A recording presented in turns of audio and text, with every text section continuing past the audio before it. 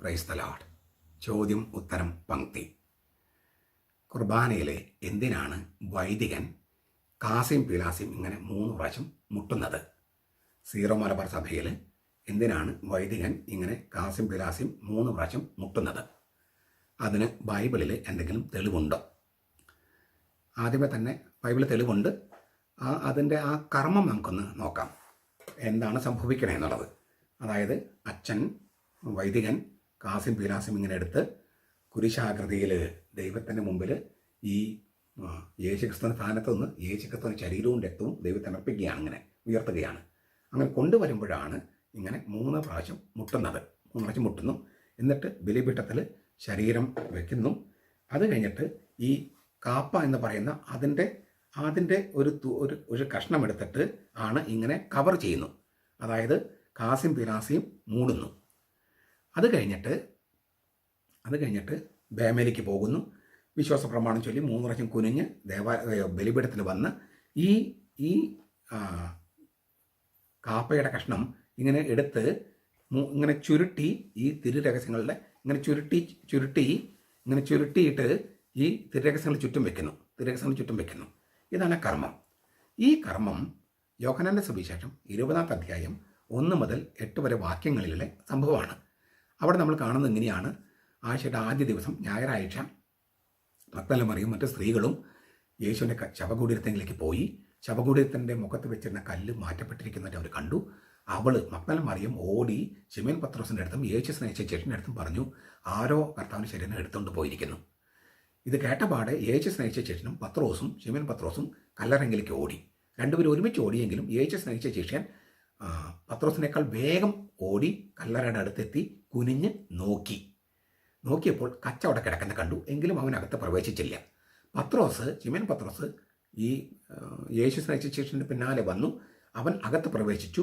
അവൻ കണ്ടെന്താണ്? കച്ച അവിടെ കിടക്കുന്നതും തലയിൽ കെട്ടിരുന്ന തൂവാല കച്ചയോട് കൂടിയല്ലാതെ തനിച്ച് ഒരിടത്ത് ചുരുട്ടി വെച്ചിരിക്കുന്നതും കണ്ടു. അപ്പോൾ കല്ലറ സമീപത്ത് ആദ്യമെത്തിയ മറ്റേ ചേട്ടനും അകത്ത് പ്രവേശിച്ച് കണ്ട് വിശ്വസിച്ചു. 2 കാര്യങ്ങൾ. ഒന്ന്, അവിടെ യേശുവിനെ കവർ ചെയ്തിരുന്ന കച്ച, ആ കച്ച അവിടെ ഉണ്ട്. യേശുവിൻ്റെ ഫേസ് വെയിൽ മുഖം മൂടിയിരുന്ന തൂവാല ഇങ്ങനെ ചുരുട്ടി ഒരു സ്ഥലത്ത് വെച്ചിരിക്കുന്നു. സീറോ മലങ്കര സഭയിൽ ഈ തൂവാല എടുക്കുമ്പോൾ ഇങ്ങനെ വിറപ്പിച്ചിട്ടാണ് വിറപ്പിച്ചിട്ട് എന്നിട്ട് ഇങ്ങനെ പതുക്കെ എറിയാണ്, മൂലയിലേക്ക് എറിയാണ്. അതായത് ഇവിടെ ചെയ്തിരിക്കുന്നവർ അങ്ങനെ തന്നെ ചെയ്യാണ്. പരിശുദ്ധാത്മാവ് വന്ന് യേശുവിനെ ഉയർപ്പിക്കുന്നത് കാണിക്കാൻ വേണ്ടിയാണ് അങ്ങനെ വിറപ്പിക്കുന്നത്. പരിശുദ്ധാത്മാവിന് ആഗമനം കാണിക്കാൻ വേണ്ടിയാണ്. He was raised from the dead എന്നാണ്. യേശു ക്രിസ്തുവിനെ മരിച്ചതിൽ നിന്നും ഉയർപ്പിച്ചു. പിതാവാ ദൈവം പരിശുദ്ധാത്മാവിന്റെ ശക്തി കൊണ്ട് ഉയർപ്പിച്ചു എന്നാണ്. ആ ഉയർപ്പിക്കുന്ന ആ പരിശുദ്ധാത്മാവിന്റെ പ്രവൃത്തി കാണിക്കാൻ വേണ്ടിയിട്ടാണ് ഈ തുണി ഇങ്ങനെ കാപ്പയുടെ കഷ്ണം ഇങ്ങനെ വിറപ്പിക്കുന്നത്. മലങ്കര സഭയിൽ ചുരുട്ടി വെക്കുന്നത് നമ്മൾ സീറോ മലബാർ സഭയിൽ ചുരുട്ടി വെക്കുകയാണ്. അപ്പോൾ യേശുവിൻ്റെ ഫേസ് വെയിൽ ഈ മുഖത്തിട്ടിരുന്ന തൂവാല ചുരുട്ടി വെക്കുന്നതാണ് ഈ കാണിക്കുന്നത്. അതാണ് അപ്പോൾ ബൈബിളിൽ സംഭവിച്ച സംഗതി. ഈ യേശുവിൻ്റെ കല്ലറയാണ് ബലിപീഠം. ആ കല്ലറയിൽ യേശുവിൻ്റെ തിരുശരീരവും തിരുരക്തവും സംസ്കരിക്കുകയാണ്. എന്നിട്ട് കച്ച കൊണ്ട് മൂടുകയാണ്, ഫേസ് വെയിൽ ഇടുകയാണ്. എന്നിട്ട് പിന്നീട് വരുമ്പോൾ യേശു ഉത്ഥാനം ചെയ്തപ്പോൾ ഈ ഫേസ് വെയിൽ ചുരുട്ടിക്കൂട്ടി ഒരു മൂലയ്ക്ക് വെച്ചിരിക്കുന്നു. അതായത് പരിശുദ്ധാത്മാവ് യേശുവിനെ ഉയർപ്പിച്ചു. ആ ഉയർപ്പിച്ചപ്പോൾ യേശുവിൻ്റെ കച്ച അവിടെ കിടക്കണു. ഈ ഫേസ് വെയിൽ മുഖത്തിടുന്ന തൂവാല അത് ചുരുട്ടിക്കൂട്ടി വെച്ചിരിക്കുന്നു. അത് അങ്ങനെ തന്നെ അവതരിപ്പിക്കുന്നതാണ് ഈ കുർബാനയിൽ. അതിനു മുമ്പ്, അപ്പോൾ അത് ചെയ്യുന്നതിന് മുമ്പാണ് ഇങ്ങനെ 3 പ്രാവശ്യം മുട്ടണേ. ആ 3 പ്രാവശ്യം മുട്ടുന്നതിന് 2 അർത്ഥമുണ്ട്. ഒന്ന്, യേശു 3 പ്രാവശ്യം തൻ്റെ പീഡാനുഭവത്തെ വെച്ച് പ്രവചനം നൽകുന്നുണ്ട്. 3 പ്രാവശ്യം അതൊന്ന് ഓർമ്മപ്പെടുത്തുന്നു. ആ 3 പ്രാവശ്യം യേശു പറയുന്നുണ്ട് 3-ാം ദിവസം ഉത്ഥാനം ചെയ്യും. അപ്പോൾ ഈ യേശുവിനെ സംസ്കരിക്കെങ്കിലും 3-ാം ദിവസം ഉത്ഥാനം ചെയ്യും. 3 പ്രവചനങ്ങളുണ്ട്. 3-ാം ദിവസം ആ പ്രവചനങ്ങളനുസരിച്ച്, തിരുവചനങ്ങളനുസരിച്ച് 3-ാം ദിവസം ഉത്ഥാനം ചെയ്യും. അതാണ് ഈ സംസ്കരിക്കുന്ന തൊട്ട് മുമ്പ് 3 പ്രവചനങ്ങളും 3-ാം ദിവസം ഉത്ഥാനം ചെയ്യുന്നതും പ്രഖ്യാപിക്കുകയാണ്. 3-ാം ദിവസം എന്നിട്ട് സംഭവിക്കുന്ന എന്താണ്? ഈ യേശു ഉത്ഥാനം ചെയ്തതാണ് ഈ തൂവാല ഫേസ് വെയിൽ തൂവാല ചുരുട്ടിക്കൂട്ടിങ്ങനെ വെക്കുന്നത്. ഇതാണ് ആ അനുഷ്ഠാനത്തിൻ്റെ അർത്ഥം. അതിന് കൂട്ടത്തിൽ ഒരു കാര്യം കൂടി ഓർക്കണം. യേശു സ്നേഹിച്ച ശിഷ്യൻ ഔട്ട്റാൻ പീറ്റർ എന്നാണ്, വേഗം ഓടി. പലപ്പോഴും പറയുന്നത് ഈ പത്രോസിനേക്കാൾ ചെറുപ്പമായിരുന്നു യേശു സ്നേഹിച്ച ശിഷ്യൻ എന്നാണ്. അങ്ങനെയൊന്നും ബൈബിളിൽ തിരുവചനത്തിൽ സൂചനയില്ല. പിന്നെ എങ്ങനെയാണ് വേഗം ഓടിയത്? ആ ശിഷ്യൻ്റെ പേര് നോക്കിയാൽ യേശു സ്നേഹിച്ച ശിഷ്യൻ. സ്നേഹത്തിൻ്റെ എംബോഡിമെൻ്റാണ് ഈ മനുഷ്യൻ. ഇപ്പം നമുക്കൊരു ഉദാഹരണം നോക്കാം. ഒരു വീടിന് തീ പിടിച്ചിരിക്കുന്നു. നമ്മളെല്ലാവരും ആ വീടിൻ്റെ അടുത്തേക്ക് പോകുകയാണ് സഹായിക്കാനായിട്ട്. നമ്മുടെ കൂട്ടത്തിലൊരു സ്ത്രീ എല്ലാവരെക്കാളും വളരെ വേഗതയിൽ ഓടുന്നു ആ വീട്ടിലേക്ക്. എന്താ കാര്യം? അവളുടെ വീടാണത്. അവളുടെ കുഞ്ഞ് അതിനകത്ത് കിടപ്പുണ്ട്. അപ്പോൾ അവൾക്ക് ഓട്ടത്തിന് വേഗത കൂടും. സ്നേഹത്തിന് എപ്പോഴും വേഗത കൂടും. യേശു സ്നേഹിച്ച ശിഷ്യന് വേഗത കൂടിയത് അവൻ യേശു സ്നേഹിച്ച ശിഷ്യനായതുകൊണ്ടാണ്. സ്നേഹത്തിൻ്റെ എംബോഡിമെൻ്റാണ് അവൻ, ഇല്ലേ? സ്നേഹം മൂർത്തിഭവിച്ച അങ്ങനത്തെ ഒരാളായതുകൊണ്ടാണ്. ആ യേശു സ്നേഹിച്ച ശിഷ്യൻ അവിടെ വന്നെങ്കിലും ശിമോൻ പത്രോസിന് വേണ്ടി കാത്തു നിന്നു, വെയിറ്റ് ചെയ്തു. സ്നേഹം മറ്റുള്ളവരെ ബഹുമാനിക്കും. ഈ യേശു സ്നേഹിച്ച ശിഷ്യൻ കുനിഞ്ഞ് നോക്കിയോ എന്ന് എഴുതിയിട്ടുണ്ട് അവിടെ. നോക്കി എന്നുള്ളതിന് ബ്ലേപ്പോ എന്നാണ് വാക്ക്, ഗ്രീക്ക് ബ്ലേപ്പോ. നമ്മളിങ്ങനെ കാണുന്ന പോലെ ഫിസിക്കൽ കാഴ്ച എന്നാണ് അർത്ഥം. അത് കഴിഞ്ഞിട്ട് ശിമോൻ പത്രോസ് വന്നു, അകത്ത് കയറി അവൻ കണ്ടു എന്ന് എഴുതിയിട്ടുണ്ട്, നോക്കി. അതിനുപയോഗിക്കുന്ന വാക്ക് തയ്യൊറയോ എന്നാണ്. തയ്യൊറയോ, ഒബ്സർവ് എന്നാണ് ശരിക്കും അർത്ഥം. നിരീക്ഷിച്ചു. കച്ച കിടക്കുന്നതും ഈ ഫേസ് വെയിൽ ചുരുട്ടിക്കൂട്ടി വെച്ചിരിക്കുന്നതെല്ലാം പത്രോസ് നേതാവാണല്ലോ, ബോസാണ്. പുള്ളിയെല്ലാം നിരീക്ഷിച്ചു. പത്രോസ് കയറി കഴിഞ്ഞപ്പോൾ യേശു സ്നേഹിച്ച ശിഷ്യൻ അകത്ത് പ്രവേശിച്ചു, കണ്ടു, വിശ്വസിച്ചു. അവിടെ കണ്ടു എന്നുള്ളതിന് ഉപയോഗിച്ചിരിക്കുന്ന വാക്ക് ഒറാവോ എന്നാണ്. ഒറാവോ എന്ന് വെച്ചാൽ യേശു ക്രിസ്തു ഉത്ഥാനം ചെയ്തുവെന്ന് വിശ്വസിച്ചു. വിശ്വസിച്ചു. എന്ത് കണ്ടു? കച്ച, തൂവാല. ഇത് രണ്ടേ കണ്ടുള്ളൂ. യേശു ഉത്ഥാനം ചെയ്തത് ആരും കണ്ടിട്ടില്ല. യേശു ഉത്ഥാനം ചെയ്ത ശേഷം പ്രത്യക്ഷപ്പെട്ടിരുന്നു. ആ പ്രത്യക്ഷപ്പെടലുകൾ സംഭവിക്കുന്നതിന് മുൻപ് യേശു ഉത്ഥാനം ചെയ്തുവെന്ന് യേശുവിൻ്റെ കച്ചയും തൂവാലയും മാത്രം കണ്ട് വിശ്വസിച്ച ഏക വ്യക്തിയാണ് യേശു സ്നേഹിച്ച ശിഷ്യൻ.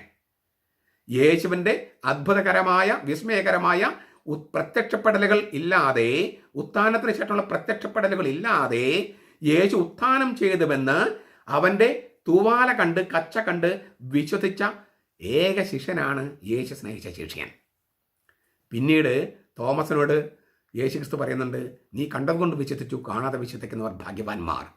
കാണാതെ വിശ്വസിക്കുന്നവർ ഭാഗ്യവാന്മാരുടെ കൂട്ടത്തിൽ ഒന്നാമൻ നമ്മളെക്കുറിച്ചാണെന്ന് പറയും ചിലപ്പോൾ, പക്ഷെ അതിൽ ഒന്നാമൻ യേശു സ്നേഹിച്ച ശിഷ്യനാണ്.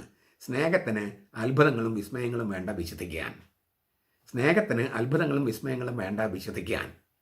അവന് വേണ്ടത് ഈ കർത്താവിൻ്റെ കച്ച. ഇതിപ്പോഴും നടക്കുകയാണ് കുർബാനയിൽ. ഇപ്പോഴും ഇതിൻ്റെ കൂട്ടത്തിൽ ഒരു കാര്യം കൊണ്ട് പറയുകയാണ്. നമ്മളിപ്പോൾ ഈ ലിറ്റർജിയിലൊക്കെ വലിയ പ്രശ്നങ്ങൾ നടക്കുമ്പോൾ എന്താ പറയണേ? അന്ത്യത്താഴത്തിൻ്റെ ഓർമ്മ. അന്ത്യത്താഴത്തെ കർത്താവ് ഇങ്ങനെ ഇരുന്നുവെന്നും നിന്നു. ഇപ്പോൾ ഇന്ന് അവർ നിന്നു എന്നുള്ള പറഞ്ഞേ, ജനങ്ങൾക്ക് അഭിമുഖം ചൊല്ലിയൊക്കെ പറഞ്ഞേ. അതൊന്നുമല്ല എന്നുള്ള കാര്യങ്ങൾ ഞാൻ അനേകം വീഡിയോയിൽ പറഞ്ഞു കഴിഞ്ഞു. ഇതിൻ്റെ കൂട്ടത്തിൽ ഒന്നുകൂടി ചേർക്കാൻ ഉദ്ദേശിക്കുകയാണ്. ഇത് സംഭവിച്ചത് ഉത്ഥാനത്തിൻ്റെ അന്നാണ്.